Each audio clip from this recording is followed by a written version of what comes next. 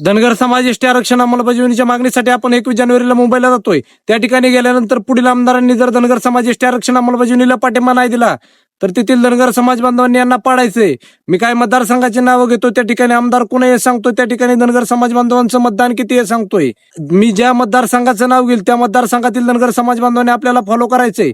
आपल्या मीडियाला आपल्या हक्काची सोशल मीडिया बनवायचंय. खडकवासला मतदारसंघ या ठिकाणी 72,000 धनगर समाज बांधवांचं मतदान. या ठिकाणी भीमराव तापकीर आमदार आहेत. बोर मतदारसंघ या ठिकाणी 64,000 धनगर समाज बांधवांचं मतदान. या ठिकाणी शंकरराव मांडेकर आमदार आहेत. पुरंदर मतदारसंघ 42,000 मतदान धनगर समाज बांधवांचं. या ठिकाणी विजयबापू शिवतारे आमदार आहेत. गंगाखेड मतदारसंघ या ठिकाणी 91,000 धनगर समाज बांधवांचं मतदान. या ठिकाणी रत्नाकर गुट्टे आमदार आहेत. पाथरी मतदारसंघ या ठिकाणी 76,000 धनगर समाज बांधवांचं मतदान आहे. त्या ठिकाणी राजेश विटेकर हे आमदार आहेत.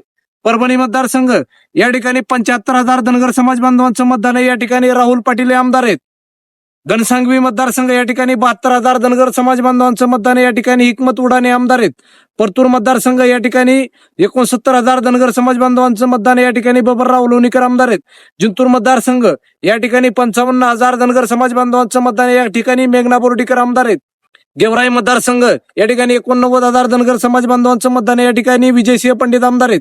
केज मतदारसंघ या ठिकाणी 80,000 धनगर समाज बांधवांचं मतदान आहे. या ठिकाणी नमिता मुंदडा हे आमदार आहेत. या आमदारांचा आपल्याला खार घालायचा नाही. यांनी पाठिंबा नाही दिला तर दनादन पाडून टाकायचं. जय मल्हार.